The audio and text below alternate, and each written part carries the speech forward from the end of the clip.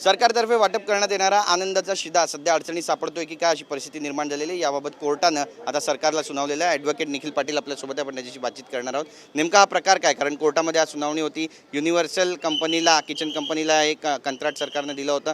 यानंतर मग 60 कोटी वाढवून स्मार्ट कंपनीला हे देण्यात आलं। यामागचा नेमका उद्देश काय आहे, तुम्ही याबाबत फाईट करताय कोर्टात, काय म्हणाल? नक्कीच आज याचिका आमच्या कोर्टामध्ये होती। आमची याचिका आनंदाचे शिधा हे जे टेंडर अलॉट करण्यात आलं आहे त्याच्या विरोधात आहे। आमच्या क्लायंटला डावलून दुसऱ्या एका कंपनीला हे टेंडर अलॉट केलेलं आहे। ते टेंडर चुकीच्यारीत्या अलॉट झालेलं आहे। आमचं डिस्क्वालिफिकेशन चुकीचं आहे आणि ह्याच्यामागे पार्श्वभूमी अशी की 60 कोटी रुपये राज्य सरकारचं नुकसान होतं। यामध्ये कंप्लीट आनंदाची शिधाचं टेंडर हे 600 कोटीचं आहे। 600 कोटीपैकी आमचं टेंडर हे फक्त 550 कोटीचं होतं। असं असताना देखील राज्य सरकारने आम्हाला डावलून दुसऱ्याला हे टेंडर अलॉट केलं, जेणेकरून राज्य सरकारचे 60 कोटी रुपयाचं नुकसान झालेलं आहे इथे। तर हा सरळ भ्रष्टाचार आहे। 60 कोटी रुपये कोणाच्या खिशात गेलेत हे बघण्याची वेळ आलेली आहे। नक्कीच कोर्टानं असं पण सांगितलं की एकीकडे कोर्टाची जी इमारत आहे त्याच्या डागडुजीसाठी 50 कोटी नाही आहेत सरकारकडे, पण मग 60 कोटी वाढीव बजेट का काढण्यात आलं, असं सुद्धा प्रश्न विचारले, काय म्हणाल? नक्कीच जेव्हा कोर्टाला आम्ही निदर्शनास आणून दिलेलं आहे की आमचं डिस्क्वालिफिकेशन हे चुकीचं आहे, जेव्हा कोर्टाला ते कळालं तेव्हा कोर्ट म्हणाले की ह्यांची बीड तर 60 कोटी रुपये कमीची होती। आमची कमीची बीड असताना देखील तुम्ही 60 कोटी रुपये जास्त ज्यांना लावलेत तशा माणसाला तुम्ही हे टेंडर अलॉट केलं।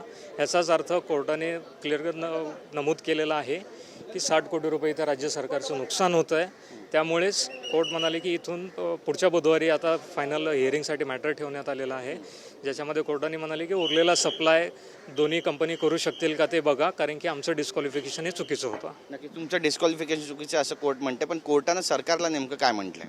कोर्टाने सरकारला एक लायटर नोटवर प्रश्न विचारला की हायकोर्टाच्या बिल्डिंगसाठी तुमच्याकडे जर का 50 कोटी रुपये नसतील आणि एकीकडे तुम्ही 60 कोटी रुपये जास्तीचं टेंडर देताय एखाद्या व्यक्तीला, याचाच अर्थ कुठे ना कुठेतरी गडबड आहे।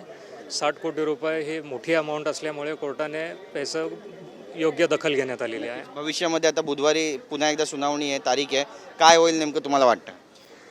काय होईल याच्यावर आत्ता टिप्पणी करणे शक्य नाही आहे, पण नक्कीच आमचं डिस्क्वालिफिकेशन हे चुकीच्यारित्या घडवून आणण्यात आलं होतं। ह्याच्यामागे कटकारस्थान होतं हे कोर्टाच्या लक्षात आलेलं आहे, म्हणूनच आम्ही या प्रकरणाकडे पॉझिटिव्हली बघतो। ज्यांनी कटकारस्थान केलं त्यांची पण नावं तुम्ही समोर आणणार? त्यांची नावं ऑटोमॅटिकली समोर येतीलच, कारण की सप्लाय त्यांनी चालू केला 14 तारखेला। जेव्हा आम्हाला डिस्क्वालिफाय करण्यात आलं तर 14 तारखेला रात्रीच वर्क ऑर्डर इश्यू होतं। असं सहसा कुठल्याही टेंडरमध्ये होत नसतं। आणि 16 तारखेला जेव्हा आम्ही याचिका दाखल केली, 16 तारखेला एक स्टेटमेंट येतं की सप्लाय ऑलरेडी चालू झालेला आहे। तेव्हा कोर्टाने स्पेसिफिक मेन्शन केलं की सप्लाय जे काही चालू झालं आहे ते त्यांच्या रिस्कवर चालू झालेलं आहे। विभागाकडून हे टेंडर आले, काय माहिती देऊ शकाल? फूड डिपार्टमेंटकडून आलं। तर आपण पाहतो या ठिकाणी निखिल पाटील यांनी आपली भूमिका मांडलेली आहे आणि कोर्टानं आता आनंदाचा शिधा वाटपासाठी निघालेल्या टेंडरवर प्रश्नचिन्ह उपस्थित केलं आहे। नेमकं काय घडेल पाहणं महत्त्वाचं ठरेल। कॅमेरा पर्सन प्रेम मात्रेसह गिरीश गायकवाड, TV9 मराठी, मुंबई।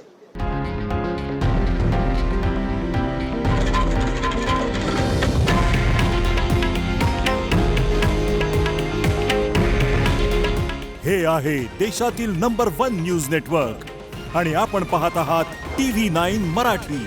काळजी तुमची, हित महाराष्ट्राचं।